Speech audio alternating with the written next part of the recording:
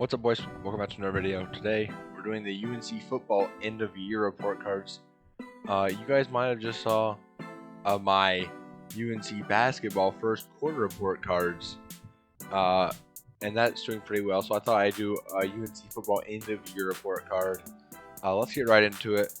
So these are the categories. We got ability to win games, offense, defense, quarterback play, running back play, wide receiver play, tight end play, O-line play, D-line play, linebacker play, and DB play, as well as special teams play, coaching, and overall for the season. So those are the categories. Let's get right into it. We'll start with ability to win games. I'm going to give that a B+. 8-4 is honestly not what I expected. Looking at the schedule, I thought we honestly could have been like a 10-2 or so team, but because the losses against A&M and Notre Dame would have made sense. But you know, we did have a couple of games that were very, very good, and we came back from, like the Wake Forest game, for instance. Virginia Tech, that was a big clutch game there, but Florida State and Virginia were not so much, so that did bump down the grade a little bit. On the offense, it has to be an A+. If it's not an A+, I don't know what you're doing. This is debatably the greatest offense that University of North Carolina football team has ever had in their entire history. So if you're not giving this an A+, I'm sorry, but you're incorrect. Just so many records broken. Absolutely fantastic play from the offense overall. Just great job from them. Defense, I'm gonna give it a C+. I feel like this is a fair grade because, especially early on in the season, like the first half of the season, they're allowing so many points. Teams that were playing are just scoring so much. It did get better once we started playing more of our young guys like Tony Grimes, Desmond Evans. You know, the youthful D line. You know, it did start getting better, and you could see that against like a team like Notre Dame, we were able to keep to a lower points than they would usually have, and as well as Texas A&M, we were in that game to the very end. So I think our defense is definitely going to get better. We're only really losing Chaz Surratt because Tamon Fox is actually allowed to come back this year, and he actually is. As well as Tyrone Hopper, so we're extremely deep now, and one extra year of experience should bring that to a step up for next season. QB play, I'm going to go with an A, not quite an A+, just because, I mean, obviously, my A+ would be like Heisman finalist type QB play, and he wasn't quite there yet. He was probably, honestly, the best quarterback in the ACC, even though Trevor Lawrence was a Heisman finalist for whatever reason. Sam Howell had better numbers, but anyways, I think A is very, very fair for him. I expect very good things from next year before he probably goes into the NFL draft. So yeah, running back play is definitely A+ as well. Our attack was so fantastic this year. It was absolutely insane.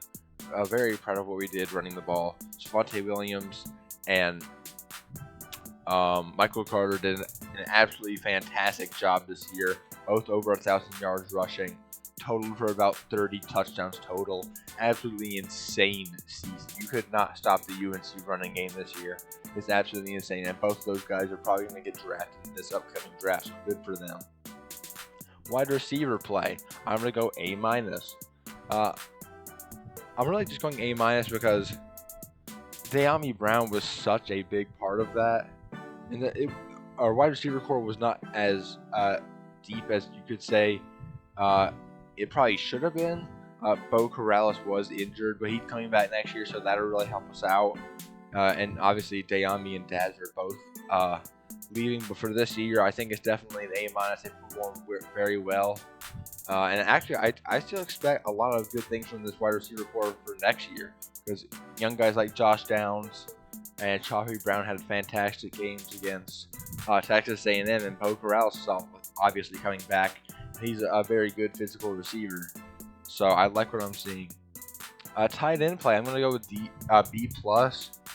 Reason I'm not giving this an A or any of that range grade is because he didn't get the targets. Well, I'm talking specifically about Garrett Wilson mainly, but he wasn't getting targeted the ball a lot throughout the season. But he's a fantastic blocker.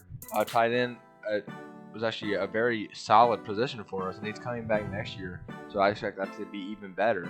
A B plus is fair. When the ball was thrown to him, most of the time it's caught and he's getting some good yards. But it was like nothing spectacular, obviously, but blocking is very good. O-line play is going to be a C. A run blocking was not bad at all, but it's just a pass protection. Sam Howell couldn't really get much time in against any of the good D lines. O-line definitely should be getting better though, because we have 5 returning starters coming back, and we'll just be adding more depth. So the O-line could be the position that takes the biggest jump for next season. D-line play is going to be a C plus. Same thing. Kind of like the same thing here as like the overall defense. As the youth came in more, and we got Raymond Rohassek is fantastic. I think we got better as the season went on. So C plus. I felt like kind of giving this one a B minus, but I didn't do it because it's still extremely young. But next year, obviously, pretty much everyone's returning on the D line, and I expect it to be getting better. Linebacker play is going to be an A minus.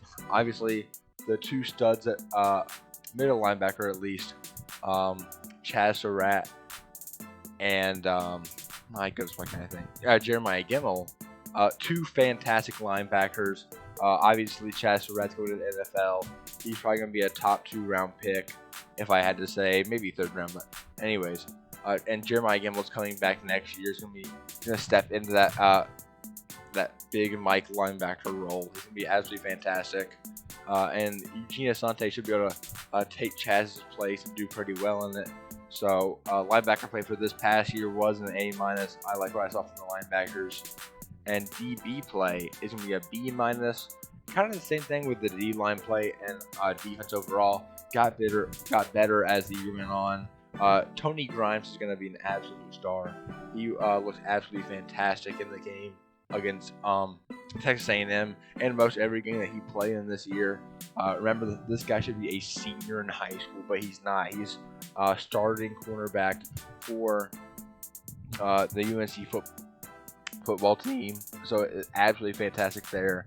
And next year we should be getting even better. You know what I'm saying? Storm Duck has been injured all year. Hopefully we'll be getting him back. Storm Duck is a fantastic corner as well. So I expect a lot of big things from this DB core next season. Special teams play, I'm gonna give it a B minus. I'm including like punting and kicking into this. Early in the season, Grayson Atkins kind of struggled a little bit, but he got more and more consistent as the year went on. And since he's coming back next year, he got all the rough stuff out of the way, I'd say. He's going to have a full spring practice to work with, hopefully. He came in from Furman, didn't have much time to get like used to like the big stage that UNC football is, and so he struggled a little bit at the start, but got more and more consistent every single game, so that's good. So special teams play is B minus, and coaching is going to be an A minus for me. Obviously head coach is A plus. Obviously background is an absolutely fantastic job, absolutely insane. The coaching problem, there's no real coaching problem. It's an A minus, but the reason it's not an A plus is because the coordinators, both Phil Longo and Jay Bateman. We'll start out with Jay Bateman, I guess, first. Like, just for an example, against in the Virginia game, it's 4th down and like 2, I think, and Virginia's gonna do a fake punt, yet Jay Bateman apparently has absolutely no clue, but that's fine, and they get the 1st down. Obviously, you guys know how it goes if you watched it, but there's no reason not to play for the fake punt there, honestly. But it is what it is. And Phil Longo, obviously you guys have heard of Phil Longo in in the red zone, but on the goal line. But same thing. He's had a couple questionable calls as well. But that's really the only reason it's A minus. And like aside from those little minute things, I really like our coordinators. But it's just those little things that are keeping it from being an A plus or A. And overall, from the UNC football season, I have to give it a B plus plus plus plus. I had to give this the highest B plus possible. I could have gave this an A minus easily, but I decided to give it a B plus just because I had to factor in how the defense was early on, and I had to factor in, those two big losses against Virginia and Florida State.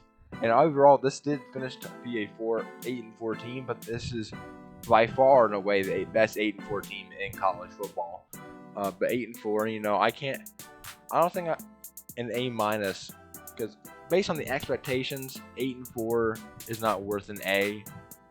So I'm going to give it a B plus plus plus, the highest B possible.